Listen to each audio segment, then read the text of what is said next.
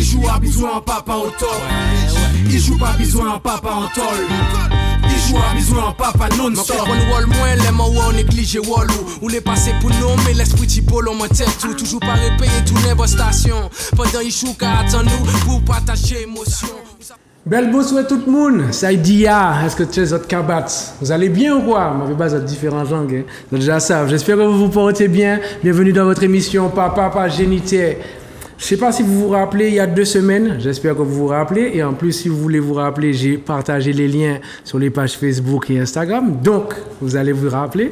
Surtout qu'il y a aussi sur YouTube, hein? Vous n'avez pas de choix, comment j'allais dire ça? J'allais dire ça. Non maîtrisable. Il n'y a pas le choix avec moi, vous savez déjà. Papa Génitaire, c'est pas au tout. J'espère que vous vous portez bien.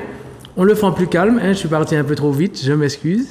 Mais en tout cas, j'espère que vous allez bien. Tout dans mon dehors, je suis avec l'équipe de Choc. Là, il y a 2 semaines, on a reçu des hommes et des pères qui sont venus parler des démarches pour nos droits parentaux. C'était la première partie. On a donc parlé un petit peu en amont.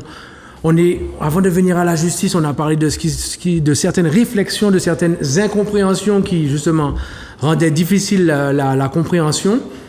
On a mis les pieds dans le plat, on est arrivé tranquillement à la justice et aujourd'hui, on va parler justice, messieurs. Brisco, comment vas-tu? Mais bonsoir à tous. Je vais bien tranquillement. C'est toujours un plaisir d'être là avec vous, les gars. C'est un plaisir partagé, Fogé. Yes. Madé. Eh ben, merci beaucoup. Yes, bonsoir à tout le monde. Merci encore pour l'invitation. Impeccable, cool. Deuxième partie. On est bien. On est là. Nous allons ça. Allez, ça nous calme. C'est cool. L'homme que l'on nomme, comment je peux dire ça? Faut qu'on m'envoie un nom. Donc, on va un nom. On va écrire au bar, c'est trop facile. Bon, c'est vague. Yanis, ça y est bien.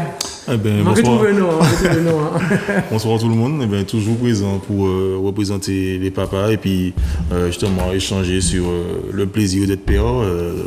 Moi toujours là, pas de problème. Impeccable. Merci messieurs pour votre présence. Donc, un petit récapitulatif de la dernière fois. Est-ce que vous vous rappelez à peu près? Est-ce qu'on peut faire un petit topo ensemble ou je dois faire tout seul, comme vous voulez? On peut faire un petit topo ensemble, hein, pas de pot. Hein. Alors, vos petites impressions de la première partie?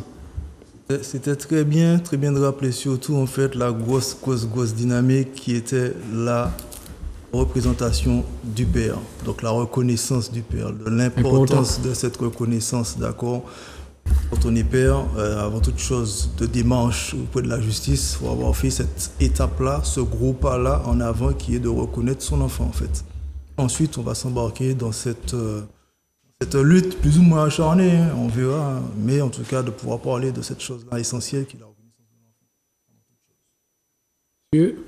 Ben, en fait, on a démarré surtout sur le principe de le père aussi, il a une place dans la vie de l'enfant, donc pour l'équipe de l'enfant. Il y a la maman, mais il y a aussi le papa. Donc justement, en cas de séparation, se dire que on peut trouver et on doit trouver une solution dans l'intérêt de l'enfant. Voilà en gros. Sco. Alors pour ajouter, on a parlé aussi de la connaissance de soi, de la connaissance de l'autre. Très important. Très important pour pouvoir justement prendre à bras le corps notre fonction de père. C'est bien. Moi, je vais rajouter l'implication dans le cheminement, hein, parce qu'on dit qu'avoir un enfant, c'est aussi un projet. Et ne pas se connaître, des fois, mine ce projet, vu qu'il y a différentes étapes où on doit répondre présent et on a du mal, hein, tout simplement, parce qu'on n'a pas fait le travail nécessaire, si je peux dire ça, pour justement commencer une nouvelle histoire, commencer à partir de la naissance de bébé, hein, qu'on se comprenne bien, commencer une histoire, une nouvelle histoire, une histoire pleine d'histoires finalement en fait. Donc effectivement, ne pas se connaître, je répète un petit peu des mots-clés hein, pour qu'on continue, ne pas se connaître, ne pas connaître sa partenaire, le projet bébé, l'implication dans le cheminement, l'accouchement et ce qu'il implique, ça aussi c'était important de parler de ça, parce qu'en tant qu'homme, on doit aussi se positionner, on doit aussi comprendre ce qu'on ne peut pas forcément comprendre. On n'est pas des femmes, le changement du corps, c'est toi qui en parlais, je me rappelle, le changement du corps, chamboulement psychologique et psychique, les hormones, etc. On n'en connaît pas une cacahuète en réalité, nous. Donc, difficile d'aller critiquer une femme Enfin, du moins, je trouve c'est un peu mesquin de notre part d'aller critiquer une femme qui est enceinte ou qui vient d'accoucher alors que on ne peut pas faire les 3/4 de ce qu'elle a pu faire en réalité.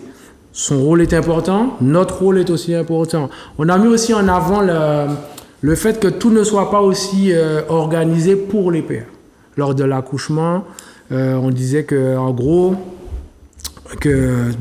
la priorité c'est la mère qui va accoucher, ça c'est clair, on est conscient de ça, mais qu'il y avait peut-être un manque de préparation, on ne préparait pas tellement les pères, ou sinon on ne cherchait pas à savoir comment les pères vivaient l'accouchement après l'accouchement. Et ça posait problème parce que je disais ça dimanche. Alors, excusez-moi, je vais très vite, il faut que je me calme. Je ne sais pas si c'est le thé que j'ai bu là, mais je ne sais pas si c'est du thé, mais allez vérifier. D'abord, excusez-moi, une big dédicace à l'association Inès. Ce dimanche, il y a eu au domaine de Tivoli la paternité, enfin du moins un événement qui s'appelait la paternité transparente. Merci à tous les présents, présentes. C'était puissant, point barre. C'est une première, elle était puissante, donc imaginez la deuxième. Big dédicace, très important. Qu'est-ce que je disais? J'ai oublié ce que je disais. Super. Qu'est-ce que je disais, monsieur, là? Tu parlais de la préparation. La grossesse, exactement. L'accouchement, justement, pour le père, sa position, comment gérer la situation. Est-ce que c'était quelque chose de bien encadré? Et je disais justement que, moi, le souvenir qui m'a marqué, c'est... Alors, je dis pas on m'a snobé, j'ai pas été snobé. Il y a eu le pot à pot et il y a eu le premier bain, tu vois. Oui. Mais, dans la dynamique, je sentais que, fallait que je m'insère dans la discussion. Quand on parlait, c'était à madame, c'était pas à moi, tu vois, c'était pas à nous, c'était à madame, etc. Et puis tout ce qu'on m'a dit, c'est bon, vous pouvez rentrer chez vous. Et c'est là que j'ai dit, ouais, ok, d'accord, bon, je rentre chez moi. Mais cette attitude, je vais pas tirer sur les sages-femmes, etc. C'est pas forcément volontaire. C'est peut-être scolaire, je me dis qu'il y a peut-être une nuance dans tout ça. Mais c'est important de vraiment décortiquer le cheminement, en fait, d'un homme qui devient papa. Aujourd'hui, c'est sur ça qu'on a mis le doigt dans la première partie, parce que finalement, tout ce que ça peut engendrer peut être terrible pour la suite et pour l'enfant surtout. Pour résumer ce que tu dis, c'est là qu'on voit la nuance entre le fait d'être, on va dire, considéré comme un acteur ou comme un simple soutien. C'est ça qui fait toute la différence. Exactement. Ce sont les deux parents qui sont acteurs. Alors, à leur niveau, chacun à leur niveau. Mais en fait, dans certaines visions, en fait, c'est la mère et toi, tu es là pour la soutenir. C'est vrai. Et c'est vrai que c'est pas la même chose. C'est vrai. Non, mais il faut le dire. Hein. Tu as raison de le dire. C'est vrai que... Alors, tu disais donc le soutien par rapport à... Le soutien par rapport justement à la mère qui Oui, tu as comparé le soutien à la... Oui, le soutien. J'ai comparé le soutien à être acteur. Voilà, être acteur. Et c'est vrai que, par exemple, pour matérialiser ce fait, quand on va te considérer comme acteur, en fait, tu vas participer à tous les ateliers, à toutes les pratiques. Tu vas t'impliquer, en fait. Tu vas t'impliquer dans tout. Même pour te parler, on va te regarder, on va regarder la maman, on va vous regarder. Mais si on te considère comme un soutien, en fait, il y a certaines choses, on va se dire, en fait, c'est pas obligatoire que tu le fasses. À la rigueur, c'est la mère qui doit le faire. Bon. Et toi, il y a des cabas là. Il y a un cabas, il y a un sac. C'est ça, mais emmène dans la voiture. Et tu passes si la mère a besoin d'aide, vas-y. Mais c'est ça le problème, c'est que quand il y a le retour à la maison, ces personnes-là ne sont pas là. Récemment, là, c'est le retour à la réalité. Et toi-même, tu restes dans la dynamique de juste être le soutien.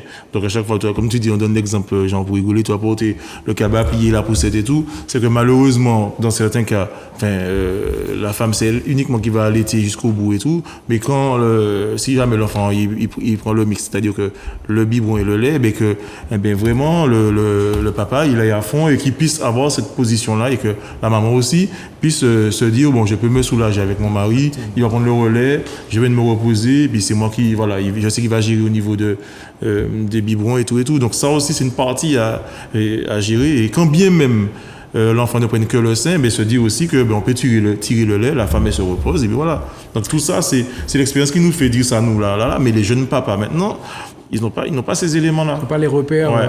Après moi j'avoue j'avais pas beaucoup de repères non plus, mais on nous prépare pas à ça. C'est ce qu'on disait la dernière fois. On nous prépare pas à être père. Je me rappelle une anecdote parce qu'on parle de cheminement. Moi, je suis quelqu'un qui n'a jamais eu peur d'aller, par exemple, chercher des préservatifs à la pharmacie, pour que ce soit même pour mes amis, tout ça. J'allais chercher des serviettes hygiéniques pour mes copines ou mes cousines, tout ça. Mais ça, en fait, je réalisais, depuis la première partie, je réalisais que je faisais déjà des trucs, tu vois, je m'impliquais. Parce qu'en fait, en réalité, demain, tu sais pas si tu vas avoir un garçon ou une fille. Demain, si tu as une fille, elle aura peut-être ses règles. Admettons que la maman soit pas là. Il faudra bien que quelqu'un lui explique. Et si c'est toi qui dois assumer ton rôle de parent. Ah, le moment, il va en souvenir, là. Non, quand je dis ça, mais moi, c'est... Je ne vais pas dire que c'est ma hantise, parce que moi, j'ai une pré-ado là, donc... Ça, c'est... Et pourtant, je l'ai déjà fait, ça de prendre des serviettes hygiéniques et tout. Mais quand tu te retrouves dans la position de papa à le faire pour ton bébé, puisque c'est un bébé, mais c'est plus un bébé. Donc, c'est là où... Voilà, c'est une petite partie qui est un peu délicate, là, que j'ai un peu l'appréhension sur ce niveau-là. Il faut le dire, je pense qu'il y a des papas qui pensent comme ça. Ah ouais, ça c'est clair.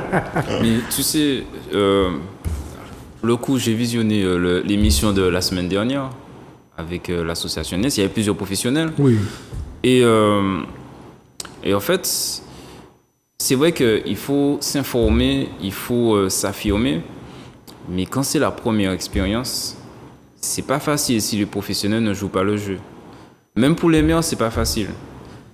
La différence, c'est que les mères, on aura plus tendance, effectivement, parce que comme c'est elle qui porte l'enfant, à installer un environnement ou à avoir des pratiques justement pour pouvoir, pouvoir la mettre la plus à l'aise.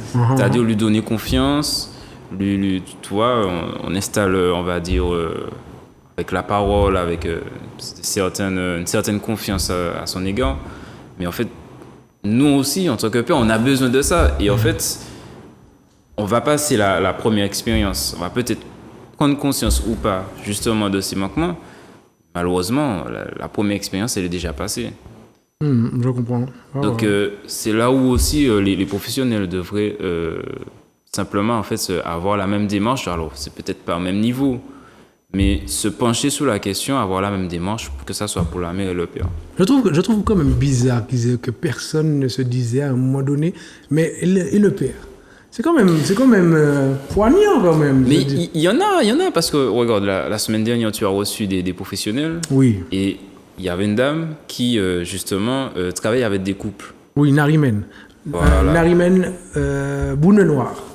Et c'est par rapport à son témoignage que justement, j'ai réfléchi à cette question. Je me suis dit, effectivement, alors il y a certains professionnels qui font le taf. Il y en a d'autres qui n'ont pas forcément cette vision. Moi, je pense qu'il y a des professionnels qui sont scolaires, tu vois. Ils apprennent tout dans les livres et ils ne se fient qu'à leurs livres. Et puis, il y en a qui dépassent le bouquin scolaire. Et c'est là que ça devient intéressant, en fait. Parce qu'en fait, la réalité du terrain, tu en parlais, c'est différent d'un livre. Hein. C'est vraiment différent d'un livre. Après, sur cette question-là, sur rester sur vraiment le partage de connaissances, de savoir-faire et de savoir-être vis-à-vis de ce nouveau-né, de la préparation, de comment est-ce qu'entre maman et papa, est-ce qu'on va être éduqué, accompagné, observé, et en tout cas, le regard attentionné qui va être porté sur nous, c'est que tu n'as pas tort quand tu dis que pour toi, mais en termes de bienveillance dans ce regard, tu as cherché à te faufiler, à te dire, bon, quelque part, excusez-moi, j'existe, est-ce que je peux moi aussi, voilà, est-ce que je peux aussi pour avoir des techniques pour donner le bébé, le bain au bébé, tu vois, le premier bain, c'est comme tu as dit, c'est marquant le premier bain. Est-ce que je peux avoir aussi un regard bienveillant sur moi quand je le fais, qu'on accepte que les erreurs que je fais sont des erreurs, mais qu'on m'aide à ce que ces erreurs m'aident, d'accord? Mais en fait, mais dans cette idée-là, c'est triste de le dire, hein, malheureusement pour toi, Bisco et tout ça, mais même si on est un nouveau papa, en fait, il faut se frayer ce chemin-là.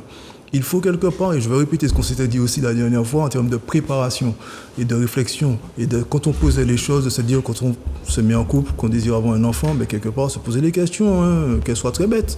Est-ce que je serai en capacité, moi, d'accompagner, de soutenir madame quand l'enfant va venir? Qu'est-ce que je connais déjà?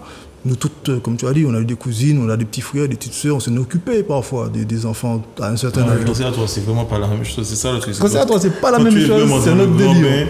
Et c'est ça, c'est que, comme tu disais, alors il y a eu la partie bain et tout, donc ça c'est l'apprentissage quand tu es il y a la formation préparation à la grossesse, accouchement et tout. Bon, donc ça existe déjà, justement, comment on apprend au papa ou à la maman à s'occuper de l'enfant, à baigner et tout. Mais dans ça, tout ça, c'est de la théorie, on n'est pas dans le réel, puisque c'est pas vraiment le bébé. Mais quand le bébé arrive, ça change. Donc, l'enfant, parce que quand tu fais la pratique, l'enfant il ne bouge pas, il n'y a pas de bruit, rien. Tandis que là, imagine tu baignes ton enfant, c'est ton premier enfant. Gigote. Il va bouger, il va pleurer, il y a un peu d'eau qui va tomber au niveau de son oreille et tout. Panique. La panique. Donc tout ça, ce serait bien qu'il y ait vraiment peut-être, si possible, le suivi derrière. Mais c'est vrai qu'il y a aussi les sages-femmes qui viennent après l'accouchement. Mais le plus souvent, c'est pour la maman. Parce que je fais la différence entre la connaissance et le conditionnement. C'est-à-dire que tu peux avoir toutes les connaissances, si tu n'es pas prêt mentalement, c'est compliqué. Si tu n'as pas d'assurance ou de confiance, c'est compliqué. Et c'est vrai que nous, on doit se faire violence pour justement s'affirmer, se dire que voilà, effectivement, je suis père, donc il faut que j'y aille. Mais de notre côté, je pense que les professionnels ont un rôle à jouer parce que clairement, s'ils n'avaient pas le rôle à jouer de ce côté-là, pourquoi ils le font avec les mères? Bien sûr, on ne dit pas que vous ne faites pas, hein, je vous dis ça déjà. Hein, mais... non, parce que des fois, ça peut être mal perçu, alors que bon, on est concret dans ce qu'on dit. Mais sachez que oui, on dirait que c'est le minimum requis, et puis bon, allez, débrouillez-vous après. Bon, on a bien parlé de ça, c'était une récap. On serait reparti dessus comme la première. Donc, on freine ça. Si vous voulez voir, allez voir la première. Terminé, là, on continue. Nous étions, messieurs, à la justice, devant la justice. Qu'est-ce qui nous emmène devant la justice? Donc, on était parti sur la base d'une rupture. Parce que bon, si tout va bien, on n'a pas de raison d'aller devant les tribunaux. Donc, il y a une rupture, tout le monde fâché. Enfin, tout le monde, pas forcément, mais il y a minimum un parti qui est fâché. C'est la guerre. On emploie des mots durs, mais on sait que c'est ça. Hein. Ceux qui l'ont vécu, en tout cas, on sait que c'est ça. C'est la guerre. Qu'est-ce qui se passe, messieurs? Les démarches. Bon, on parlait d'avoir reçu un courrier. On reçoit d'abord un courrier. Quand vous avez reçu, alors pour les concernés, quand vous recevez un courrier du JAF, ça veut dire que la mère a fait une demande de... Comment on dit ça? De garde, elle a fait une demande de garde, de résidence, d'hébergement, de droit de visite, en tout cas d'arrêter, que soit arrêté d'une certaine façon, que l'enfant il puisse être d'une telle ou telle façon avec tel ou tel parent sur telle ou telle résidence principale pour telle ou telle raison X ou Y, et c'est ce courrier-là qui va faire 3-4 pages en long, en large, avec tout verso, il y aura toutes ces mentions-là. Qu'est-ce que ça... Quand vous avez reçu ce courrier, les gars, qu'est-ce que vous avez ressenti? Sur l'instant, j'imagine, moi j'aurais pété un câble. Je vais pas me cacher, j'aurais pété un câble. Alors, je suis pas là pour raviver les mauvais souvenirs. J'ai senti que... J'ai failli dire, mais première partie ça aussi. Première partie ça aussi, ça. J'ai fait de première partie aussi, là. Oui, mais comme on recadre, donc bon, voilà. Alors, il y a eu deux réactions de ma part. Il y a eu deux réactions de ma part. Bon, comme j'avais dit la dernière fois, bon, il y a eu le détachement par rapport justement au moment... Il y a la situation dans laquelle j'étais avec mon fils, surtout mon fils. Et il y a eu, en fait, comment je pourrais dire ça? En fait, j'ai ri. J'ai ri surtout quand j'ai vu, en fait, puisque tu en parles la dernière fois, le descriptif de la demande. Pour quelle raison, en fait, la demande a été effectuée. Et, alors je suppose, j'en ai déjà entendu parler, mais quand certains descriptifs, tu vois de ces choses. C'est terrible. En fait, si tu vois de ces choses. Si je comprends bien, dans le descriptif, on vous fait passer pour le danger, le monstre. Ah oui, clairement. C'est ça, un danger, une difficulté. Donc c'est ça, c'est un petit coup de poignard, c'est quand même une petite sensation désagréable en fond de gorge, où est-ce qu'on se dit quand même ça tibre acide, bon, moi c'est beaucoup bien acidité, mais quand même des produits quand même, bon, ça y a un petit courant qui passe dans les chines, on se dit c'est quoi ça, c'est pas nous, il y a quand même en filigrane derrière, me raffonce ses sourcils de main, mais il y a un agacement, il y a un énervement. Si on veut, il y a une petite colère qui monte. Tout n'importe quoi. C'est ça que je Et le problème, c'est que tout et n'importe quoi, il y a des personnes qui prennent en compte. Les personnes qui traitent ce dossier prennent en compte. Donc tu vas déjà avec un gros désavantage. Mais c'est chaud quand même de se dire qu'avant cette rupture, on était en couple. Oui, c'est ça. C'est pour ça que, en fait, bon, moi, je vous laisse un peu, j'écoute un peu de tout. Parce que bon, moi, ça s'est présenté différemment. Donc, bon, j'ai vécu ça 2 fois, mais de façon. Les 2 fois, c'est moi qui ai fait la demande. C'est-à-dire que, bon, alors la première fois, c'était. C'est toi qui as fait la première démarche. C'est moi qui ai fait la première démarche. Donc, c'est là, c'est l'inverse. Okay. Voilà. Donc, c'était juste pour pouvoir. C'est-à-dire qu'au départ, on était d'accord. Et après, bon, il y a eu des désaccords. Donc, bon, moi, je lui ai dit, bon, pour ne pas me retrouver en difficulté, donc j'étais directement vers la justice en faisant les démarches et tout. Alors, ce qu'il faut vraiment qu'on se dise. Yannick, je suis obligé de te couper la parole. 2 secondes, excuse-moi. Et garde ce que tu voulais dire. Mais toi, dans ta démarche, est-ce que dans ton descriptif, tu as été sévère? Voilà. Sans rien dire, juste savoir. Mais c'est où je voulais en venir. D'accord, ok. Et alors, quand tu es dans l'autre position, et c'est où je voulais en venir. Et avec le recul et avec l'expérience, je constate que ce soit la femme ou l'homme faisant cette démarche-là, le plus souvent, la personne n'est pas elle-même.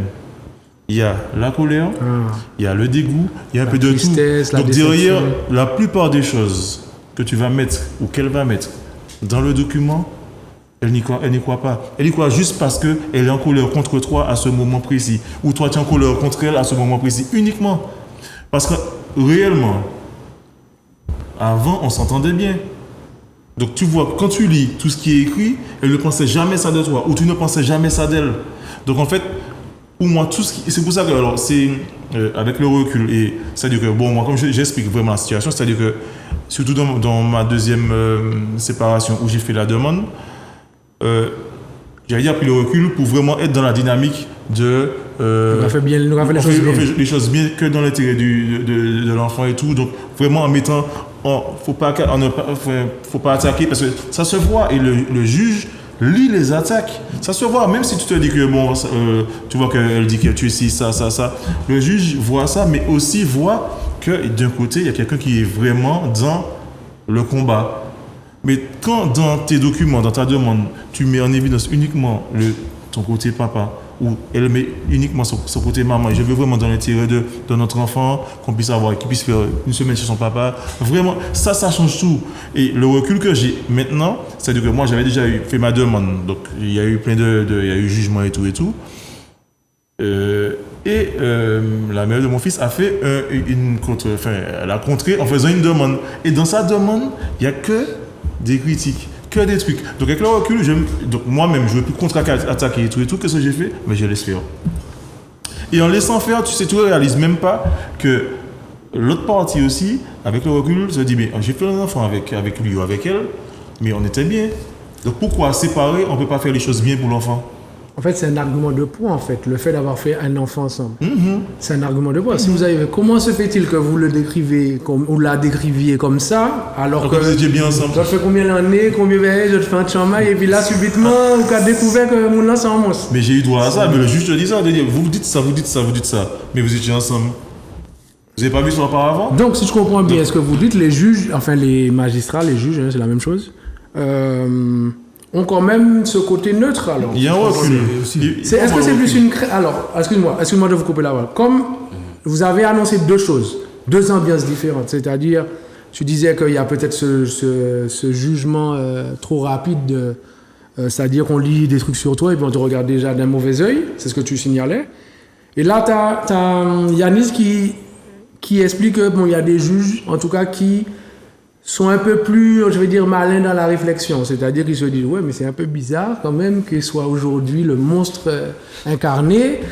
Pourtant, vous avez fait des années avec lui, pourquoi vous avez fait un bébé finalement? Parce que c'est ça la vraie question qu'on ne dira pas. Pourquoi vous avez fait un enfant? En fait, chaque être, chaque esprit, c'est-à-dire que ça dépend de chaque personne. Les juges, ce sont des êtres humains. Oui, c'est vrai. Donc au final, c'est vrai qu'on peut tomber sur un juge qui, justement, a ce recul. Tomber sur un juge, c'est bon. Mais quoi qu'il arrive, en fait, dans ça, comme tu disais, c'est le document, on va dire, qui fait foi, le document. Donc en fait, ce qui est difficile, je le dis, c'est difficile et ce sera encore plus difficile, même avec l'expérience, de lire tout ce qu'on va lire sur toi et que derrière que le juge valide ça. Parce que des fois, le juge, elle se base sur ce qu'elle voit. Si l'autre ne répond pas, elle va valider ça. Et ce qui peut arriver régulièrement, qu'est-ce qu'il faut faire? Dans ces situations-là, c'est soit tu retournes dans le combat, soit tu attends. Et au bout d'un moment, l'autre partie va se sentir parce que ça dit que ça va dans un seul sens et l'enfant grandit en fait. Donc c'est ça, franchement c'est difficile. Je dis que c'est vraiment difficile. Comme moi je me suis trouvé dans la position à faire la demande, et je me souviens que la première fois que j'ai fait la demande, j'avais été en mode, ouais, tu avais une limite, j'avais l'impression d'écrire, lui dit tu as fait ça. Tu étais vraiment, et dites-vous bien que même vos ex, en faisant ça, elles vous connaissent réellement. Donc en faisant ça, c'est la colère qui parle, c'est même pas le cœur d'une maman et le cœur d'une femme qui a passé du temps avec vous. C'est pas possible. Tu ne dois pas faire un enfant avec quelqu'un que tu décris comme ça sur une feuille. Ouais, je comprends la raison. Donc c'est vraiment la colère qui donne ce qu'on écrit là. Et puis derrière, on a une personne qui est complètement neutre, qui ne nous connaît même pas, ni d'Adam ni d'Ève, et qui va décider pour nous. Ça aussi, c'est brutal, non? C'est compliqué. Pas brutal d'avoir quelqu'un, un inconnu qui se mêle à votre histoire malgré elle, parce que cette personne-là n'a pas demandé forcément à être intégrée, mais bon, c'est leur métier, ils ont fait un choix. Est-ce que ça, c'est pas violent, justement, le regard des autres? C'est violent ce regard-là. Alors, pour faire la complémentarité en ce qui se dit là, les deux, c'est complémentaire. C'est-à-dire qu'en fait, ça peut arriver, c'était mon cas, que le juge, j'ai eu à la fois le regard bizarre, parce qu'en fait, on regarde lointain, et puis on regarde aussi ce qui avait été dit par l'autre partie pour justement que tout le monde se retrouve là parce que c'est l'autre partie qui nous a amenés là, d'accord? Donc on se dit de but en blanc, quand on a reçu, qu'on a pris le coup de couteau dans le dos, on va perdre. Parce qu'en fait, là, quelque part, on m'a amené là sur les feux de la rampe, quelque part, à passer au grill, et puis donc je vais passer au grill, sauf qu'en fait, le juge, comme il l'a dit, en fait, il ne va pas passer au grill uniquement ce que la personne a dit, et puis vous allez devoir répondre aux questions. Non, en fait, en neutralité, et c'est ça son boulot, il va aussi regarder et comprendre en fait quel était le but de la personne qui a fait que tout le monde se retrouve là à mon bureau, quel était son but, et dans quel esprit cette personne nous a amenés tous ensemble là. Donc en fait l'autre personne aussi en face, donc c'est pour ça que messieurs en fait, on retrouve c'est la première partie, mais il faut se préparer, il faut préparer l'audience en fait concrètement, se faire conseiller d'un avocat, mais ne pas aller là l'audience en se disant bras croisés, les renfourner, de toute façon, je vous mais là, moi aller devant mon temps, mais bon bref, ça ne m'a pas dit perdant. Non en fait, on ne parle pas perdant. Fatalité. D'accord, il ne faut pas être fataliste du tout. Ce que le juge va prendre en compte, c'est qu'en fait, il y a une situation pour laquelle est-ce qu'il a été sollicité dans le cadre d'une décision qu'il a à prendre par rapport à un enfant. Il y a un intérêt premier d'un enfant dans un couple qui ne s'entend plus et qui n'arrête plus à l'amiable d'une décision concrète ou est-ce qu'amicalement on y arrive. On n'y arrive plus amicalement, on n'y arrive plus entre nous de façon sereine, on est obligé de faire intervenir un tiers. Et tu as raison, c'est très particulier d'avoir quelqu'un qu'on ne connaît pas, un juge qui est là, qui va devoir prendre une décision dans notre vie et quelque part se mêler de notre intimité, parce qu'en fait il est question de ça. En fait, c'est une intimité pour le bien de l'enfant. Justement, je suis déjà allé au tribunal. Pas forcément pour les affaires familiales, mais je sais aller. C'est moi qui étais en garde à vue en réalité. Moi, ça c'était sorti de garde à vue, bon, bref. Et pas chercher dans les Facebook, vous avez les trouver. Et en fait, il y avait ce côté que je trouvais violent, c'est que tout le monde pouvait être dans la salle. C'est dans les affaires familiales, c'est la même chose? Du tout. Non, c'est uniquement.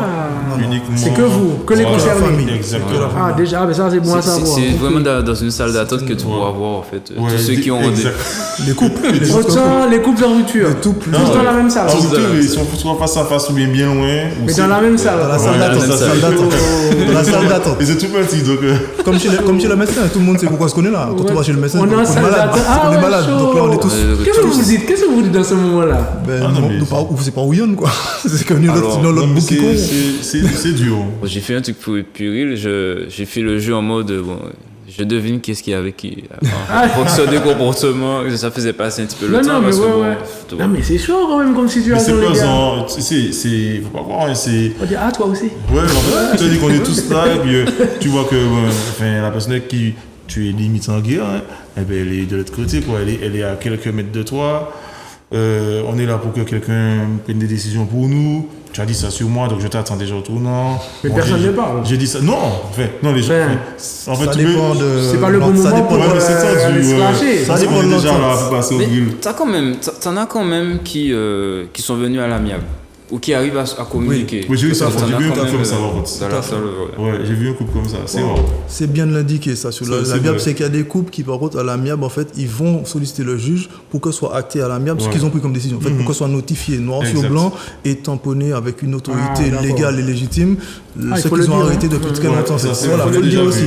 Et ils se disent bonjour et normalement et tout. Normalement, on gère juste le côté administratif. Exactement ça. Et ça va vite, c'est-à-dire qu'ils sont à peine entrés, le juge, il ressort tout de suite.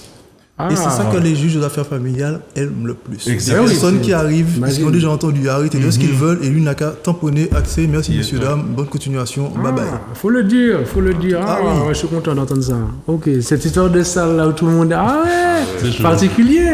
Moi je me connais déjà et j'aurais envie de rire, je dis putain, mais et toi aussi, j'imagine les femmes en train de se dire mais c'est aussi. On est avec toi, tu vois. Tu vois, les filles, on est ensemble. Tu vois. Non, mais ce qui est le plus magnifique, c'est que quand on les appelle justement pour arriver devant le juge et la juge et la greffière, et qu'en fait, tu vois les deux qui se lèvent. Et bon, c'est là que tu mesures réellement le degré, la tension. Mais c'est tellement froid, mais même les sièges sont super froids là. Donc, t'es déjà en mode. Les sièges sont métalliques et bien glaciales, donc t'es vraiment dans l'ambiance où. Chaud, c'est une matière. Ça mérite un scénario. Ça. Un grand. Ok. Donc voilà, on est dans cette salle. Donc si j'ai bien compris, salle d'attente, tout le monde là. Oui.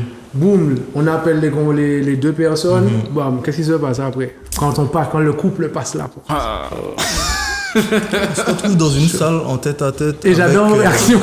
Avec un shérif et son adjoint. Donc on entre dans la salle, dans le salon. Et donc là on s'assied, on dit bonjour madame la présidente. Donc c'est pas madame le juge. C'est quoi, c'est un bureau? C'est aussi les grandes salles là? Non, c'est un petit bureau vitré. Vitré? Oui. Vitré parce qu'il y avait le Covid ou vitré parce que. Non, c'est des criminels. Il y avait le Covid. Je sais plus. Non, il n'y avait pas. C'était un bureau, tu as peut-être 4 chaises, alors 2 pour chaque partie, avec peut-être des avocats. Et puis voilà. Le juge en face et le greffier qui est à côté en train de prendre les notes. Voilà. Vous n'avez pas le droit de venir avec quelqu'un d'autre? Avocat uniquement, mais on se ramène soit avec le dossier qu'on a préparé ou pas, ou bien les poches vides avec son petit portable. Enfin, les parents, préparez-vous s'il vous plaît. Déjà, tu prends déjà la mesure de la tension. Quand tu entres dans la salle, tu vois comment on te regarde. Le ton employé pour t'accueillir. Le bonjour monsieur. Chaud. Non mais c'est chaud ce qu'on dit. J'essaie d'imaginer, tu vois. Ok.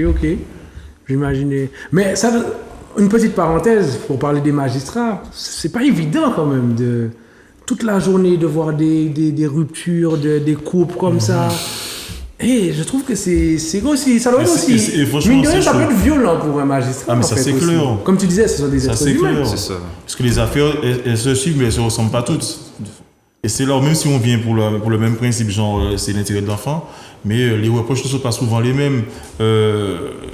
Il y a aussi souvent les mêmes reproches, mais à la longue, je pense que entre les affaires, mais avec le recul, on se dit, mais ils sont venus devant moi pour ça, alors ils ont pu régler ça eux-mêmes. Ils viennent souvent quand les deux parties commencent à dire, ouais, tu as fait ci, tu as fait ça, le juge arrête ça tout de suite. Tu te dis, bon, là, on n'est pas là pour ça. Ça ne me regarde pas, donc c'est uniquement l'enfant, donc on fait quoi? Et c'est tout. Ou on envoie en médiation. Il y a une question qui peut en sortir de tout ça par rapport à toute cette charge. Est-ce qu'ils sont à même en fait à prendre les bonnes décisions pour chaque affaire? C'est leur boulot en fait. En vrai, c'est. Alors je sais pas si pour toi tu as prêté attention à l'état du bureau, mais en général le bureau il est chargé de dossiers.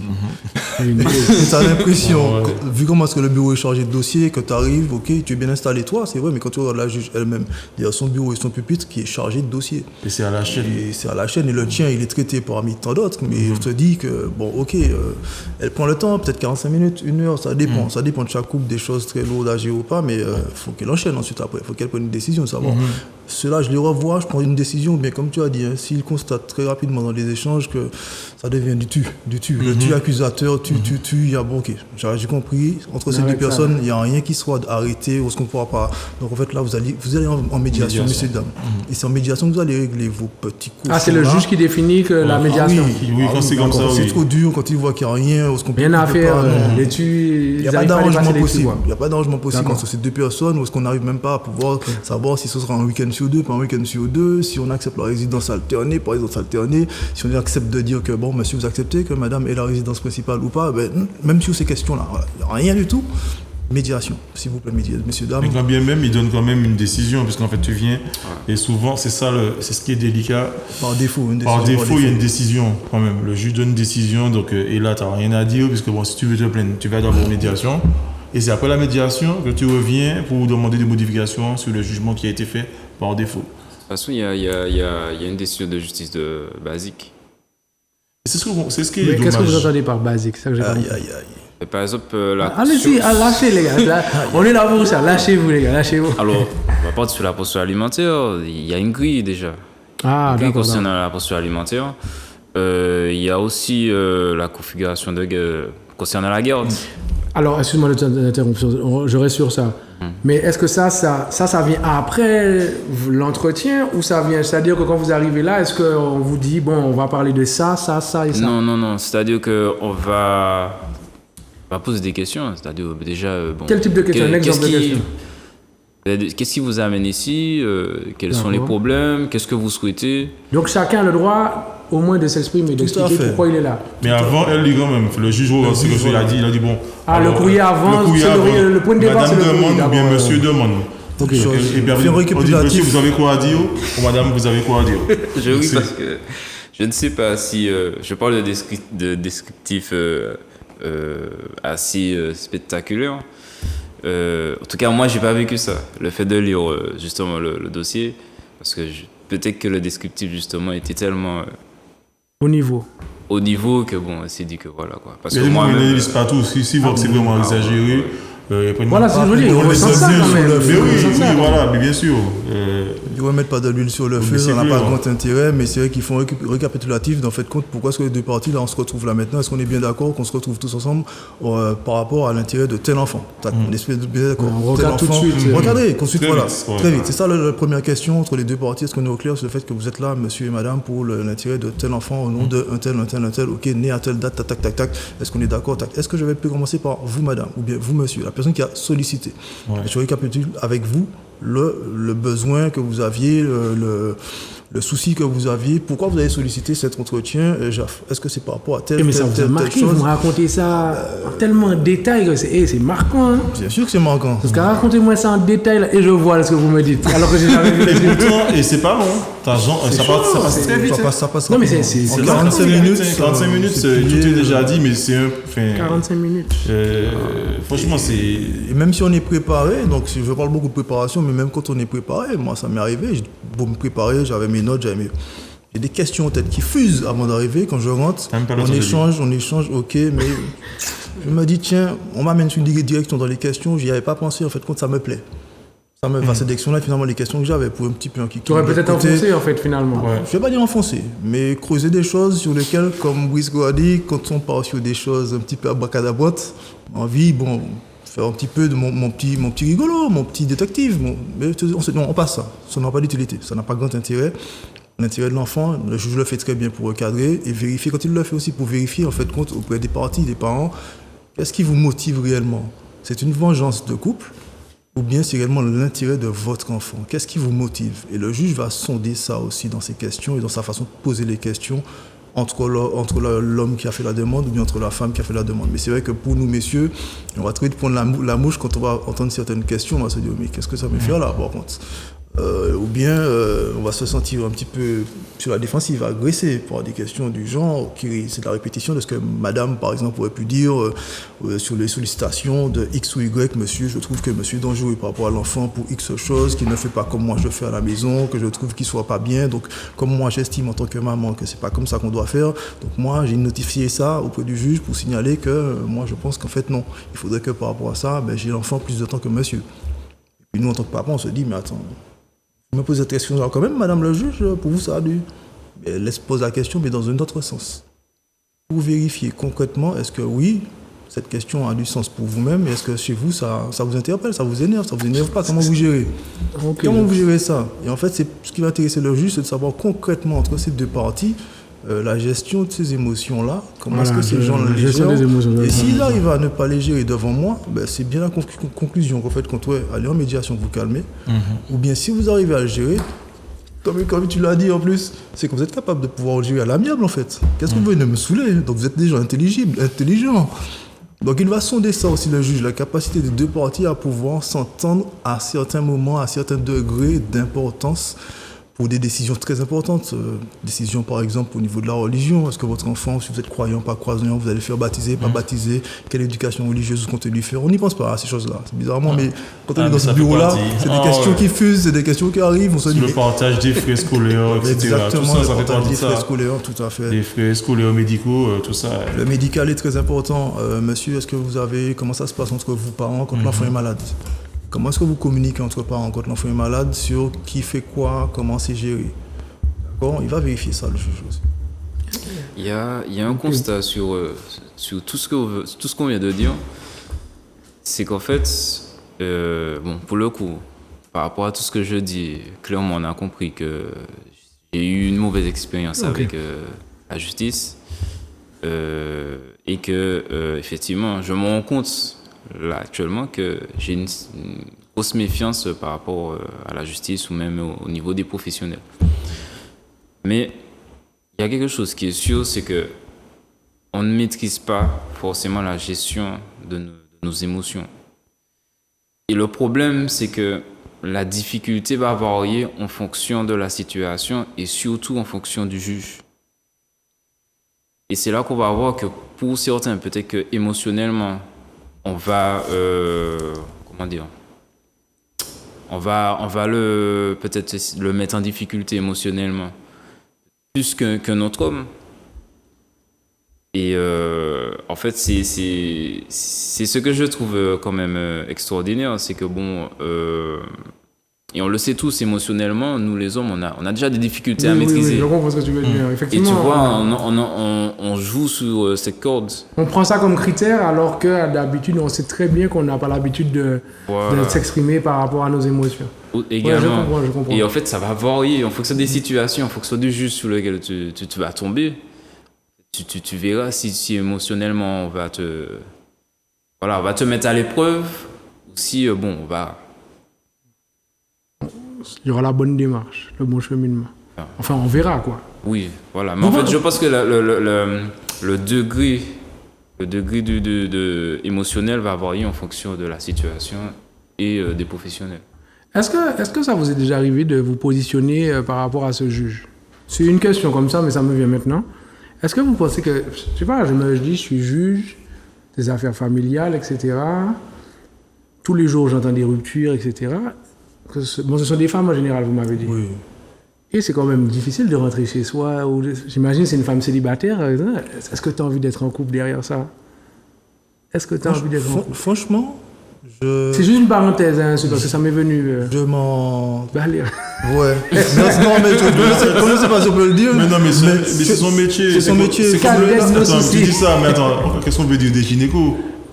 Ça veut dire que le gynéco, tout le temps, il est en train de trifouiller. Est-ce que ça le perturbe? Donc, est-ce que lui-même, il va vouloir avoir une vie derrière ça? Mais tu vas faire peur à beaucoup de femmes. Là, c'est un boulot, en fait. C'est son boulot. Donc, d'ailleurs, elle a un boulot de neutralité, elle a un boulot de justement psychologique, parce que tout ça, là, c'est psychologique. Mais c'est là que je veux en venir, mais c'est un travail qu'elle fait déjà. Et ce travail-là qu'elle fait, psychologique, c'est un travail de recul qui lui permet justement de prendre les bonnes décisions, et même des décisions qui vont peut-être être malheureuses pour d'autres, mais quoi qu'il arrive, c'est l'avenir qui te dit si la décision elle est bonne, et de toi-même tu peux changer, parce qu'au bout d'un moment il y a la décision qui est faite. Donc justement ce que j'ai vécu avec pour ma fille, où le juge a posé des conditions, donc on respectait tout et tout, et de plus en plus avec la maman, on a commencé à calmer le jeu.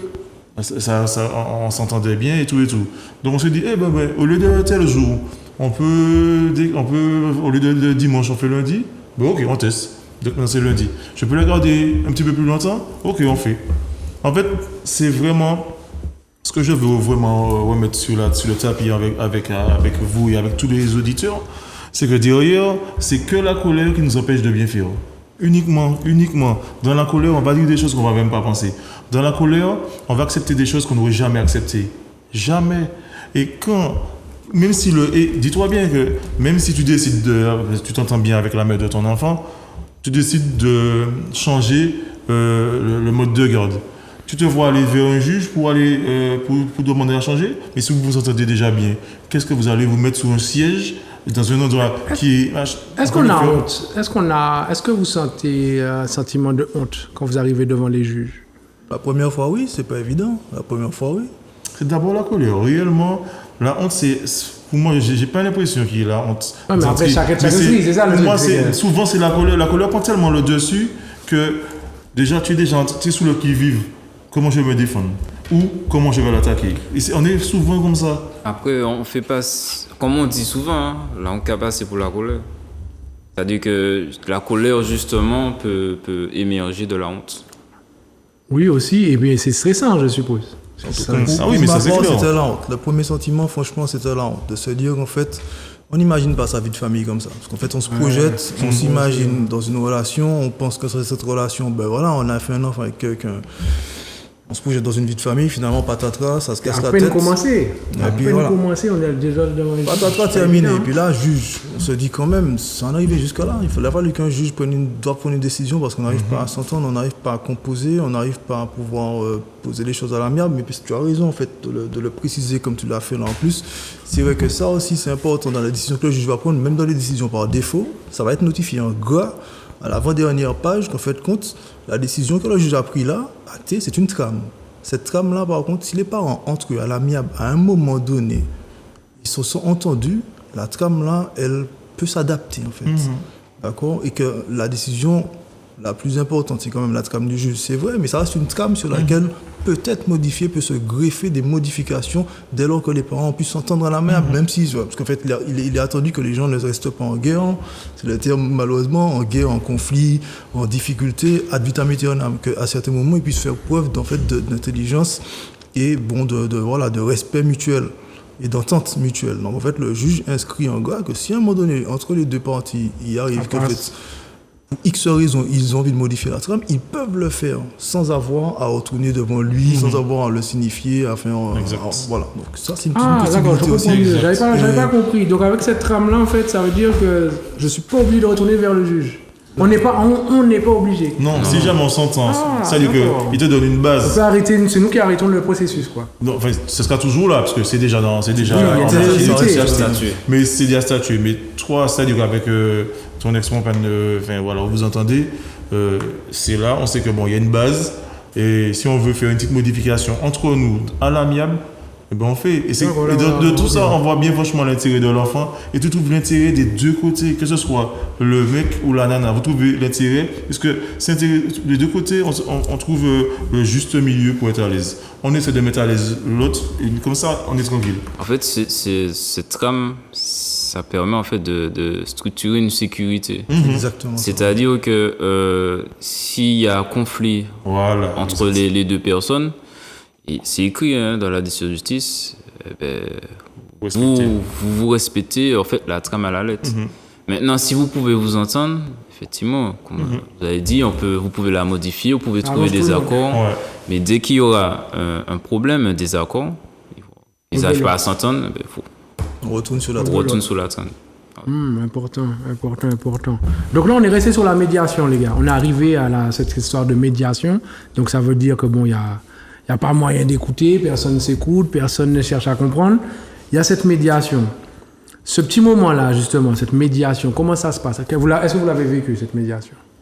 Oui. Comment ça se passe? Donc c'est un médiateur ou une médiatrice où on peut avoir n'importe? Ça dépend, n'importe. Alors, en général, on dirige vers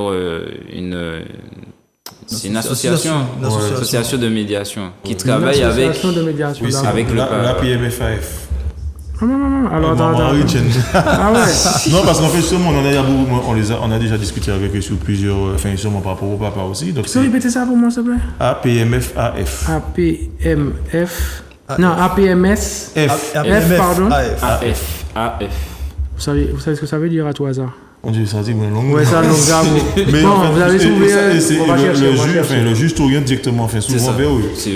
Toi, c'est l'association. En Fort-de-France, c'est à Trinité, je crois, il y en a deux. Ah bon, il y a Trinité? Oui, il y en a à Trinité. Fort-de-France, Trinité. Moi, quand on était tout, moi, j'ai des autres stylos, feuilles de papier, j'ai 6 autres, ça, vous avez regardé en replay.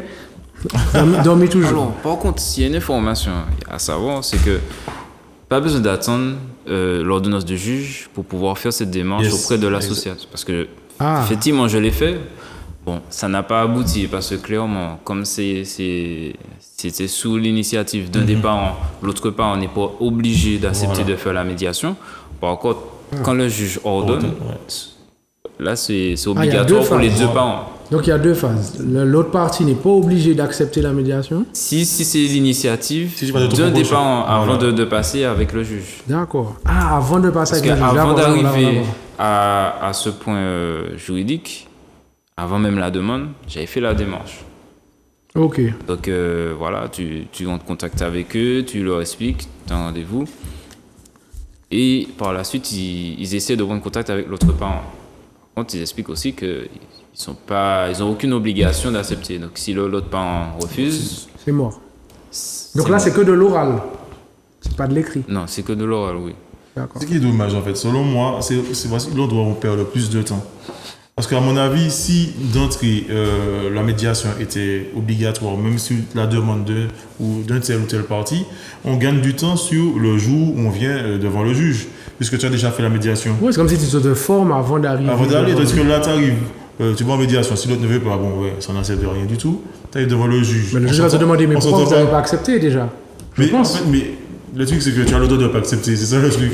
Non, mais c'est ça, voilà, donc c'est là qu'il y a un truc qui ne va pas. Mais tu peux pas, parce que c'est dans le domaine social, c'est pas dans le domaine juridique. Oui, mais Frangin, si tu as décidé de créer une association de médiation, c'est pas pour refuser la médiation. Oui, mais justement, ils sont obligés d'avoir l'appui juridique pour pouvoir obliger la personne de... Parce que si toi, tu vas sur ton initiative en tant que parent, en fait, là, c'est que le social. Il n'y a pas de juridique. Ok, je capte. Ok.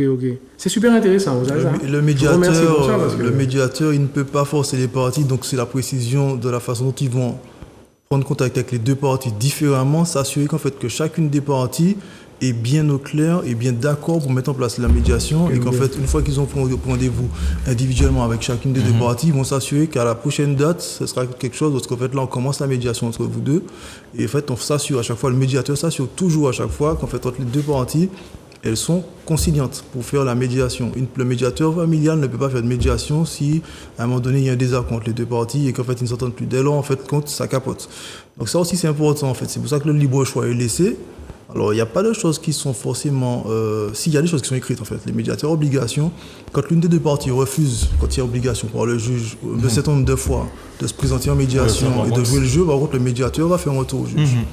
Pour signifier qu'en fait, malgré le fait qu'ils aient rappelé, recontacté, relancé, il y a une des parties qui bloque, préciser laquelle, et on va envoyer ça devant le juge. Et on est d'accord, terminé. Justement, et il me semble que tu as le droit, je l'ai fait, je crois, je ne me souviens pas.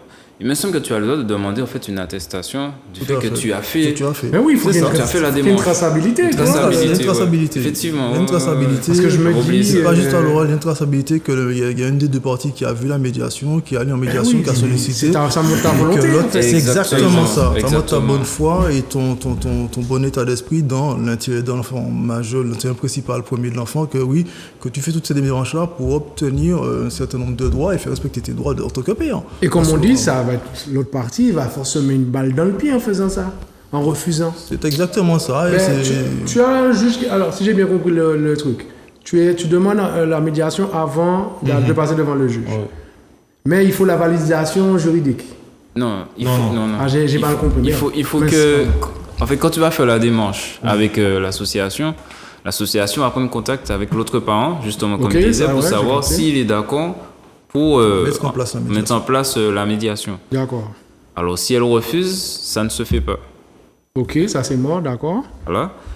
Après, par la suite, tu as la demande qui arrive, la demande juridique. Et là, quand tu passes devant le juge et que le juge ordonne la médiation, là, les deux parents n'ont aucun choix. Tu n'as plus le droit de refuser. Voilà, tu n'as plus le droit de refuser. D'accord. Et donc, suite à ça, ce que vous m'expliquez, s'il y a la médiation et qu'il y a... En fait, c'est-à-dire qu'à partir de cette médiation, tu ne peux pas revenir devant le juge et recommencer l'étude. Non. Mais ça se fait quand même. Ça se fait quand même. Ça se fait quand même, parce qu'au bout d'un moment, on te reconvoque. Ouais. Et que ça se fait quand même, là, le juge t'impose une décision et c'est personne qui gagne. Tu as un rapport en fait de l'association oui, qui est envoyé au juge. Au juge. Savoir comment pendant la médiation ça s'est déroulé entre ces deux parties. La médiation, c'est à quel moment tu as la prochaine convocation. Parce que quand tu reçois ta convocation, tu en parles à la médiation qui justement se base sur ça pour faire le planning, combien de temps je peux les recevoir avant la prochaine audience. Parce que le juge va, au final, à travers ce rapport, le juge va prendre en compte si ça aboutit ou pas. Chaud. C'est chaud, les gars. C'est chaud. Et comment on a dû tout payer, les hommes et les femmes. Non, mais avec le recul. Non, mais tu fais la médiation. Après la médiation, tu recommences dans le tu. Tu reviens. Parce que je me dis, normalement, la médiation est censée calmer les choses, désamorcer les choses. C'est ça le rôle d'une des médiations. Alors. C'est pas le rôle de. Désamorcer, c'est compliqué. C'est compliqué. Ouais. Quand il y a un gros millefeuille émotionnel, de colère, de rancœur, de rancœur, d'orgueil, de mal placé, bon, mais pour tout le monde, hommes et femmes, quel que soit, d'accord? Ça peut être très lourd. Par contre, le but de la médiation, comme les médiateurs aiment le rappeler, c'est que quand même, à un moment donné, les personnes vont devoir repasser devant le juge. Et qu'il serait plus intéressant pour elles que quand elles repassent, ce sera avec des éléments qui ont avancé. Oui, voilà, c'est ça. De planning, des accords. Donc, en fait, compte, les médiateurs familiales vont parler de toutes les thématiques possibles de faire future vie de parents, des choses à échanger. Bon, ben, messieurs, dames, excusez-moi, sur la religion, est-ce que vous êtes d'accord? Ensuite, au niveau de l'éducation, école publique, privée, vous êtes d'accord? Comment vous positionnez? Au niveau du médecin, docteur, alors, monsieur, est-ce que vous avez, par exemple, le livret de famille? Est-ce que vous avez votre livret de famille? Ça aussi, c'est un plus, hein, je le dis comme ça. Maintenant, le livret de famille, hommes et femmes, on peut l'occuper. Oui. Les deux parents. Ça devait être obligatoire, ces choses-là. C'est récent cette histoire, quand même. Oui, c'est quand même mais récent, à la base, il y en a qu'un. À la base, il y en a qu'un. Je trouve ça, c'est pas logique. Ça aussi, c'est pas, on en parlait avant l'émission. C'est pas logique, ça. Un enfant, deux enfants, un enfant, il n'y a qu'un seul livret. Je comprends pas. Si vous faites un accident dans l'auto et puis il brille, ça va. Mais je te prends l'exemple parfait, le carnet de santé. La même chose, mais les gars, tout. La pièce d'identité, c'est un peu particulier. Parce que bon, l'histoire de partir du territoire, c'est une autre dose. Mais le livret de famille, les deux devraient avoir, même si on est en couple, nous quand vivre ensemble, j'estime que on doit avoir deux, on doit en avoir deux. Pour moi, c'est cohérent. C'est quoi cette histoire d'un seul? Non, je sais pas. Ben, en fait, je prends le cas pour le carnet de santé. Après, je trouve ça normal qu'il y ait un seul. Par contre, ce que je ne trouve pas normal, c'est que il n'y ait pas de... Mais pourquoi c'est normal? Parce qu'en fait, pour retranscrire toutes les informations médicales, c'est-à-dire que s'il y a un parent qui a l'enfant, qui doit aller chez le médecin avec l'enfant, il y aura une traçabilité. Ça va pas arriver sous les deux carnets, tu vois. Ça t'oblige à aller chez le médecin avec les deux carnets ou bien recopier, c'est ce quelque chose. Et justement, composer encore plus avec l'autre parole, lequel peut-être tu t'entends pas. Parce que vous avez levé une idée là, les gars. Deux carnets. À l'heure du digital, excusez-moi, là, j'estime qu'il est possible aujourd'hui d'avoir un carnet numérique. Voilà, numérique où les deux ont accès au carnet, en fait. Par exemple, ça, c'est une bonne idée. Les gars, signé par Papa Génité, n'oubliez pas. Moi, qu'est-ce que je fais? Moi, je vais protéger ça. Le carnet de santé numérique. Non, mais continue. Non, mais c'est vrai. Non, mais vous levez une idée, là. À un moment donné, il va falloir s'adapter à... C'est délicat. J'ai eu des soucis comme ça. Quand il fallait hospitaliser mon fils ou quand il fallait l'emmener chez le médecin, déjà, le fait que je n'ai pas le carnet, ça remet encore plus en cause ma position en tant que parent.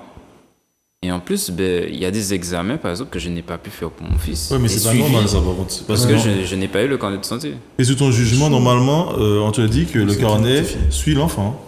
Il y a plus de choses qui est sous le jugement. Que les parents, les acteurs ne respectent pas. Ça arrive, mais réellement, si on veut faire les choses correctement, il y a des oublis. C'est-à-dire dans le cheminement normal c'est censé... Le carnet suit l'enfant. Mais il n'y a pas forcément cette fluidité systématique, en fait.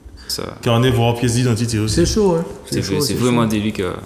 Donc, pour le médiateur, il revient à tout ça. Donc, il va parler de toutes ces thématiques-là entre les parents, de savoir qu'est-ce qu'ils veulent, chacun d'entre eux, et comment est-ce qu'on peut trouver un compromis sur la façon de voir, la façon de se positionner de chacun sur la vie de l'enfant. Voilà, j'allais dire, ça c'est très important ce que tu dis, parce que quand tu fais la médiation, les deux font la médiation. Et après, reviennent sur du tu. Là, on n'est plus dans l'enfant, on est dans le couple. Non, on est dans le couple. On est dans le couple sentimental. Et on est dans la rupture, en fait. Mais il est mort, le couple sentimental. Donc c'est chaud. C'est se tirer une balle dans le pied. Et tu sais, il y a aussi le fait que si les parents ou l'un des parents n'était pas forcément d'accord pour pouvoir faire cette médiation, ce plusieurs raisons. Déjà, est-ce qu'elle est en phase, enfin, il ou elle est en phase de faire face justement à cet échange avec l'autre parent. Et puis c'est dans cet environnement-là aussi qu'on dit certaines choses qu'on ne peut pas forcément dire au dehors. Parce que soit on aura une certaine gestion à avoir au niveau émotionnel ou autre, et on se dit bon, c'est pas la peine qu'on se le dise ou qu'on puisse dire ce qu'on a sur le cœur. Sinon tu as l'autre peut-être qui va fuir. Et là tu ne peux pas fuir. Et il faut dire les choses pour essayer ne serait-ce d'arranger les choses, de trouver des solutions par rapport à l'enfant. Il y a quelque chose que vous avez oublié, qu'il ne faut pas oublier à travers ce que tu es en train de dire, c'est que la médiation, c'est qu'elle est délicate, puisque bon, il y a l'échange, il y a la confrontation, mais avant d'avoir la confrontation, il ne faut pas oublier qu'en médiation, il y a d'abord la médiatrice ou le médiateur reçoit d'abord chaque partie individuellement pour pouvoir entendre ce qu'il y a. En fait, le médiateur a besoin de prendre le pouls, savoir à quel degré il ou elle déteste l'autre, ce qu'il a reproché à l'autre. Parce qu'en fait, si d'emblée, la médiatrice ou le médiateur reçoit les deux d'un coup, ça fait comme dans devant le juge. C'est boum, ça va pialer. On va être en guerre et tout. Tandis que quand tu reçois un premier parti, donc tu discutes, tu entends, est-ce que la personne va dire seule avec le médiateur, c'est parce qu'elle va dire face à toi voilà. Donc c'est cette partie-là qui est vraiment importante et qui se fait. Donc il ne faut pas oublier ça, justement, cette partie-là en amont, avant de recevoir les deux. C'est-à-dire qu'avant de recevoir les deux, le médiateur demande à l'autre, est-ce que vous êtes prête ou est-ce que vous êtes prêt, et voilà. Comme ça, on essaie d'échanger. Et c'est pour ça que, selon moi, c'est un peu plus rare de se retrouver devant le juge en mode guerre encore. Oui. C'est vraiment rare. Et quand ça se fait, comme tu dis, il y a un document que le médiateur envoie pour dire que voilà, on peut rien y faire. Donc voilà. Mais réellement, avec le recul, si tu veux vraiment que ça trouver un terrain d'entente, c'est depuis la médiation. Calmer le juge. Parce qu'il peut y avoir deux finalités justement pour ne pas se retrouver devant le juge. C'est soit l'entente est trouvée, ou soit l'entente n'est pas trouvée, mais bon, on va se taire. Et puis voilà, ça va rester comme tel, pas de communication, toujours une tension, mais au moins on veut pas retourner devant le juge. La médiation te permet vraiment de te recentrer sur l'intérêt de l'enfant. Même si, c'est un rappel à la concentration, quoi. En fait, la médiation, ça te permet, de déballer auprès d'une personne étrangère ce que tu reproches à l'autre, et inversement.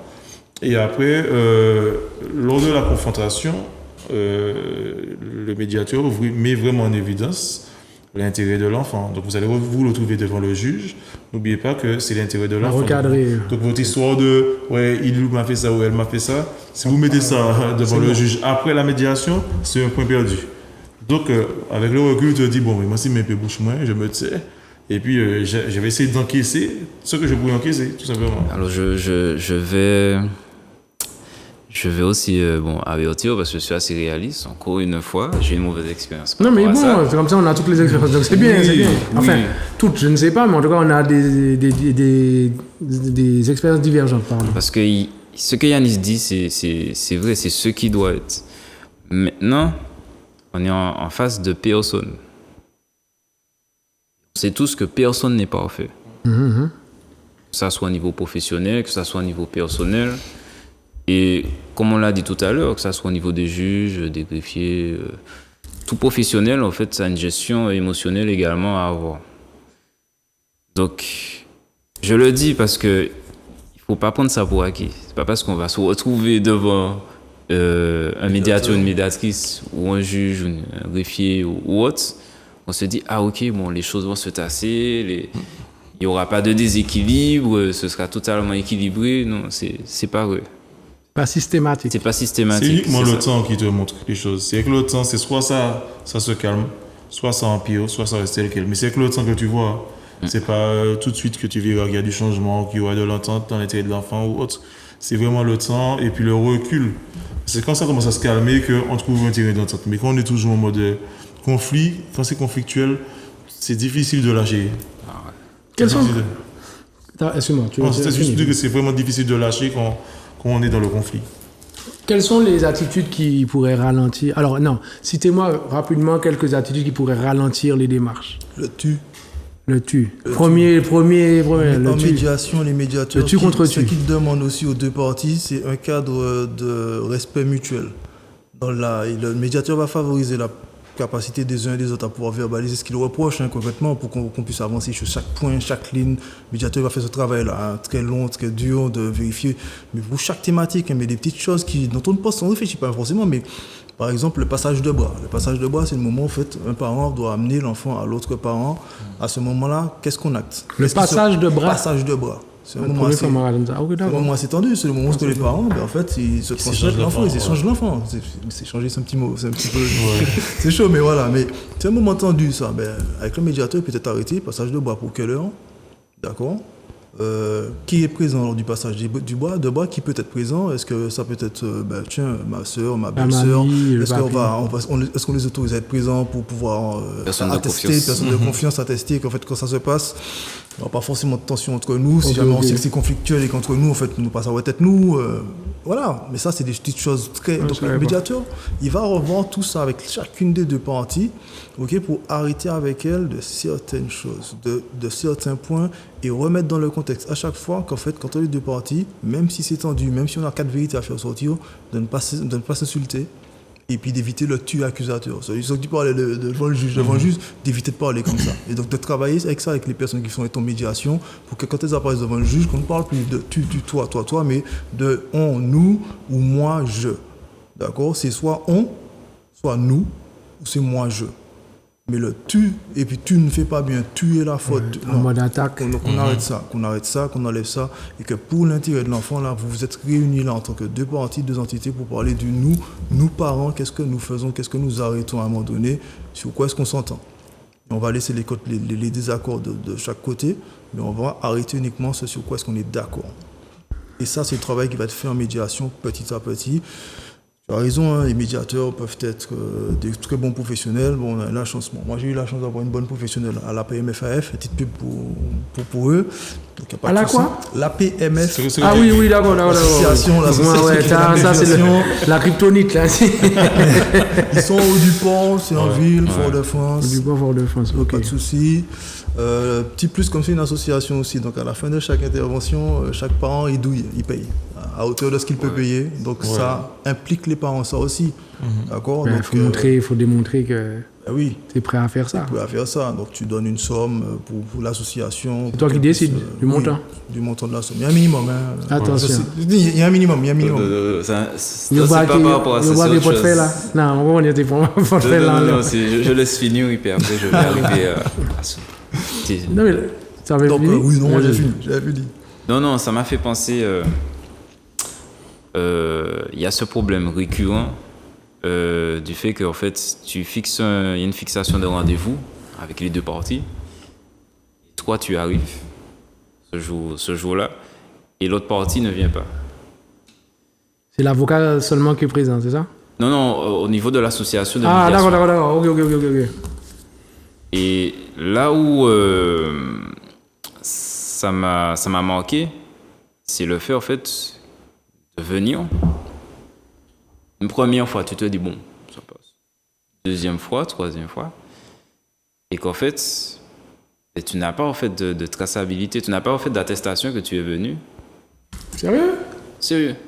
Mais les gars, c'est quoi ce délire? Qu'il n'y a pas eu d'attestation et qu'en fait, j'ai fait la demande, négatif. J'ai été obligé de faire un courrier envoyé à l'association. Il faut faire une lettre recommandée avec accusé de réception, s'il vous plaît. Et comme ça, pour relater les faits, ce courrier, j'expliquais que je me suis présenté, que ça a été fixé par les deux parties, etc., que je me suis présenté ce jour, ce deuxième jour, ce troisième jour. L'autre partie n'est pas... Donc, mais là, ça devient ta parole contre la sienne, alors s'il n'y a pas de traçabilité. C'est bizarre, ça. Ce courrier ne mettait pas en avant le fait que l'autre partie ne soit pas venue. Ça mettait en avant que le fait que tu es venu. Oui, c'est pour montrer ta volonté de... C'est ça, exactement. Et ça, c'est uniquement quand tu es en médiation de ton propre chef? Non. Même pendant l'ordonnance? Ah non, là, bon, c'est bizarre. Quand il t'a dit qu'il y a de mauvaises expériences avec la justice. Mais ça, tu dis c'est bien de soulever ça parce que c'est anormal. C'est venu un lundi, ordonné par le juge, justement. Normalement, l'absence de l'autre partie, ça doit être notifié par l'association. Oui, logiquement. C'est-à-dire que, alors je ne sais pas, c'est peut-être que ça a été notifié sur le rapport, le compte rendu, mais c'est vrai que à mon niveau, et même par rapport à mon travail, j'étais obligé de m'organiser. Oui, il faut justifier. Ben oui, c'est vrai ça. Ouais, mais pour moi, je trouve ça anormal. Parce que même pour la partie, si tu as ton avocat, tu es censé avoir ça comme preuve. Parce que justement, c'est ce que je ne comprends pas. Parce que ça a été ordonné par le juge. L'autre partie ne s'est pas présentée à ce que. Normalement, tu es censé avoir, selon moi, une preuve de ton passage, que l'autre partie ne soit pas là, parce que c'est un argument supplémentaire pour toi, avec ton avocat ou sans avocat, justement, pour que tu puisses te défendre et faire valoir tes droits. Quoi. Alors, je doute, je dis bien je doute, je prends des pincettes, je doute que ça a été retranscrit dans le rapport, pour le coup, puisque j'ai pris la température, justement, de comment on réagissait par rapport à ces faits. Clairement, c'était maintenant cool. La prochaine fois, ça va se faire. Non, mais ça, c'est normal. La prochaine fois, ça va se faire. Il n'y a pas une feuille de présence que tu as signée. Non. On t'a même pas fait signer. Alors, la feuille de présence, c'est oui, tu signes la feuille de présence, mais la feuille de présence, tu la signes à la fin. C'est-à-dire que, soit au début ou à la fin, mais en fait, quand tu rentres dans la salle, donc tu as les deux parties et que tu es là. Quand c'est sur le point de commencer, ou quand vous avez fini, tu signes, et puis justement, là, tu... Et si l'autre n'est pas là... L'autre n'est pas là, on va refixer un rendez-vous, là, on n'a pas choix. Oui, mais elle devait prévenir. Alors, c'est ça. L'autre partie doit, normalement, enfin, selon moi encore, devrait avoir cette démarche de dire, je ne pourrais pas venir. Parce que si l'autre partie ne vient pas sans rien dire, moi, je peux être un juge et dire, ouais, mais vous avez prévenu personne, il s'est déplacé, ou elle s'est déplacée, elle a dû s'organiser avec son patron, etc. Et vous avez dit que vous dites ça à personne. Tu vois ce que je veux dire? Comme Yanis dit, je suis d'accord avec ça, il y a un truc qui ne va pas. Il y a un truc qui ne va pas. Il y a plein de choses. Je le dis parce que il y a énormément. Il y a des pires qui vivent ces choses-là et qui vivent peut-être même pire. J'ai déjà entendu. Et c'est vrai que pour le coup, je suis avec mes mauvaises expériences, celui qui relate justement ces faits. Mais ça, c'est important. C'est bien. Et ça, mais moi, je pense que ça aurait dû être même, selon moi, même quand tu fais la démarche de ton propre chef sans ordonnance, tu aurais pu, et j'en avais déjà parlé justement à l'association d'ailleurs, que l'autre partie ait refusé, que ça puisse être justement un élément pour toi à mettre dans ton dossier avant de te présenter devant le juge. Parce que juste dire j'ai demandé la médiation, mais quelle preuve tu as quoi comme preuve? Donc c'est pour ça que justement, que les associations puissent donner un document disant le père il a fait telle démarche et tout. Et apparemment, quand tu fais la démarche de ton propre chef, tu ne peux pas avoir de document. Ouais. Alors, on va avancer malheureusement parce qu'on a peu de temps, il nous reste peu de temps, mais c'est tellement important. Donc, médiation, on revient devant le juge, nous sommes d'accord? Quand on revient devant le juge, normalement, il y a une avancée, d'accord? Bon, on va continuer dans l'avancée. S'il y a avancée, qu'est-ce qui se passe? L'avancée, c'est l'accord entre les deux parties. Exactement. Il y a un courrier qui dit, ils sont tombés d'accord, et puis basta.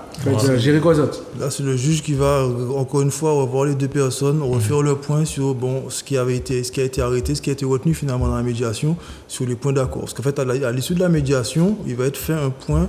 Donc, ça va être l'association quand ça se passe bien. Malheureusement, pour Briscoe, il a des expériences négatives avec tout ça, tout le système, c'est le pauvre.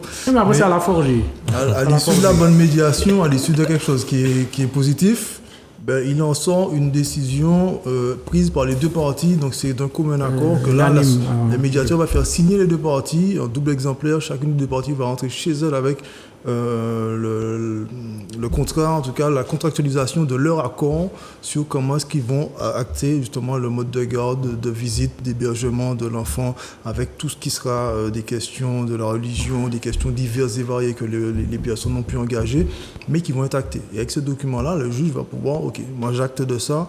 Est-ce qu'on est bien d'accord sur ça? Est-ce qu'on est bien d'accord que moi je notifie avec mon paraphe à moi de juge, et il va faire le rappel de toutes les décisions que les personnes ont prises, et si elles ont, il revoit avec elles entre-temps, parce qu'en fait il se passe quand même quelques mois entre la fin de la médiation et puis quand on passe devant le juge, bien un mois, quelques semaines, et il revoit avec les personnes si entre-temps elles n'ont pas fait des mises à jour, il n'y a pas des petites choses qu'elles voulaient modifier, ou vérifier auprès des personnes, s'assurer, le juge va s'assurer à ce moment-là que les personnes sont bien tombées d'accord grâce à la médiation, avec l'apport de la médiation, sur une décision sur laquelle, encore une fois, le juge va le répéter, les personnes peuvent modifier si elles sont en amiable, et qui de toute façon, c'est une décision qui n'est pas une décision qui va durer ad vitam aeternam. Justement, voilà, ça ma question. Alors là, on a parlé dans l'avancée positive, mais dans l'avancée négative, c'est-à-dire que si ça ne fonctionne toujours pas, il y a un nombre de passages En fait, ça dépend. Devant Pour ce le qu'il juge a présenté, ce que tu viens de dire, c'est vraiment quand les deux personnes n'ont pas d'entente, mais sur rien du tout. Il passe à la médiation, effectivement, il faut qu'il revienne devant le juge. Mon cas, c'est qu'on ne s'entendait pas, mais effectivement, on avait déjà adopté configuration avant même de passer devant le juge. Et c'est cette même configuration qu'on a retranscrit en fait dans la décision de justice. De ce fait, en fait, je pense on s'est dit bon voilà, ils n'ont pas réussi à s'entendre malgré la médiation, mais néanmoins ils ont gardé les mêmes habitudes, le même dispositif qu'ils avaient bien avant de venir à la justice. Donc voilà quoi. Il n'y a pas forcément besoin de retourner devant le juge. Ok. Alors, il y a une question, j'accélère un peu malheureusement, mais j'ai une question qui me tient à cœur. La recherche d'un avocat est-elle si simple? Non. Non, mais ça, parce qu'il faut en parler, ça. Non, c'est pas simple. Encore une fois, certains professionnels. Mais c'est pour beaucoup, il se faut des sous. Certains professionnels, voilà. Si tu ne trouves pas un avocat qui intègre ou en accord avec tes valeurs et avec tes objectifs, ça ne va pas le faire. Ouais. Donc, il y a déjà l'avocat, comment on dit ça? C'est le JAF qui propose un avocat de commis d'office, non? C'est pas ça? Non. Non. En fait, quand tu vas parler de justice, tu as les greffiers justement qui sont à l'accueil là, et ils peuvent te conseiller. Tu as des conseillers juridiques. Et à certains moments, on peut t'orienter vers tel ou tel avocat. On te demande justement, pour que tu puisses savoir, entre guillemets, comme tu dis, les avocats commis d'office, c'est par rapport à le salaire, ça joue beaucoup. Donc, il y a des gens éligibles ou pas à ces aides, les aides juridictionnelles. Ok. Voilà, c'est l'aide juridictionnelle. Alors, tu as l'aide juridictionnelle partielle et l'aide juridictionnelle totale. Oui, mais voilà, mais tout ça, c'est en fonction de tes revenus. C'est ça. Si vraiment tu as un très faible revenu, ce sera total. Mais sinon, voilà, c'est... Ou t'as pas du tout. Mais en vrai, si tu as déjà un avocat, ou si tu connais un avocat avec qui, voilà, ça passe bien, je conseille, en fait, d'entamer les démarches avec cet avocat bien avant de faire la demande d'aide juridictionnelle. Parce que quand on va proposer l'aide juridictionnelle ou quand tu vas faire la démarche, on va te demander si... plutôt on va te proposer des avocats. Mais tu peux en fait mettre en avant l'avocat que tu as déjà choisi en amont. Ah d'accord. Ok. Même quand tu as déjà choisi ton avocat, tu n'as même plus besoin d'aller là, tu vas direct avec en vrai. Mais si je comprends bien, en fait, alors je vais peut-être aller mettre les deux pieds dans le plat aussi ou lancer un pavé dans la mare, mais chaque avocat a ses propres tarifs. Oui. Il n'y a pas quelque chose les avocats déterminent leur grille tarifaire. Tu as une base. Par rapport à... Comme toute profession, tu as une base. Maintenant, effectivement, ça diffère de chaque avocat. Mais tu as des avocats, entre guillemets, tu as des avocats qui ont la cote et d'autres moins. Donc, dis-toi bien qu'un avocat qui a la cote, surtout sur son taux de réussite, le tarif est différent. Moi, j'avais une avocate. Oui, c'est-à-dire que oui. Par jour, c'est-à-dire qu'elle a eu sur 10 audiences, le dernier c'était moi, elle a gagné les 10. C'est 10 trucs qu'elle a gagné. Donc, bon, voilà. Franchement, il y avait à peu près, il y avait 12 personnes, 12 couples. Elle avait 10 sur les 12. Donc, et les 10... Mais pour revenir au prix, c'est pour ça que je conseille de passer par l'aide juridictionnelle, même si tu as l'avocat, parce que l'aide juridictionnelle, justement, va prendre en charge une partie ouais, ce que j'allais dire. Des frais. Ah, je pensais que c'était uniquement... Ah, mais c'est bien, ok. Oui. Mais là encore, l'importance d'être au clair sur ces papiers, donc de préparation, on revient avec les mots magiques. Donc en fait, là, pour les papas qui sont un petit peu... Bon, les papiers, c'est pas juste moi qui a fait ça, mais qui essaie de gérer ça. Bon, moi, je qui ça fait mieux papier pour moi. Donc, il y a le choix là. Papier important pour le juridictionnel, les impôts, la imposition, qui fait foi. Si vous n'avez pas papier impôt, pas j'ai déclaré impôt depuis 10 ans, bon, ben, je vous tard, l'avocat, on va oublier, puisqu'on va demander ça comme papier. Donc, en fait, c'est une balle dans ton pied, en fait. Pour le JAF, en vrai, c'est toujours mieux d'avoir l'avocat avec soi. Ça va un petit peu plus vite.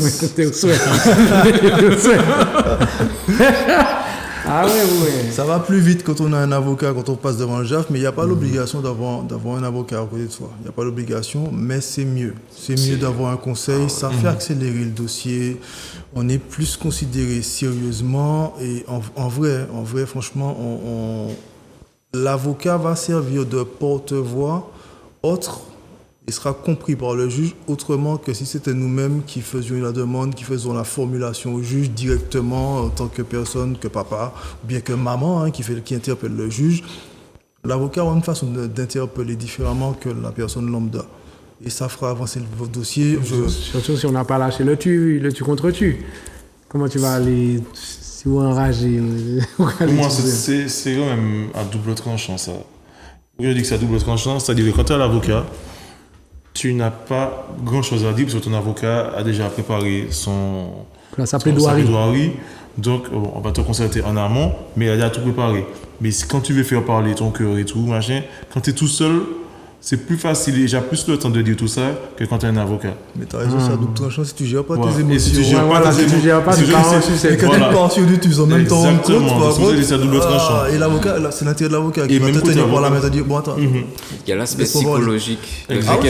Si tu trouves un bon avocat, va te rassurer. Va t'expliquer. Déjà, connaît c'est son environnement. Déjà, ça va te rassurer. Et puis te donner quelques astuces. Et c'est toujours aussi, on va dire, rassurant d'avoir quelqu'un qui t'accompagne quoi qu'il en soit. Mais les tarifs peuvent faire peur, donc, si je comprends bien. C'est pas donné. C'est une profession libérale. Donc là, il y a pas si, c'est un petit peu la CMU du droit. L'aide juridictionnelle, non, mais blague à part, c'est un petit peu ça. L'aide juridictionnelle, c'est ça.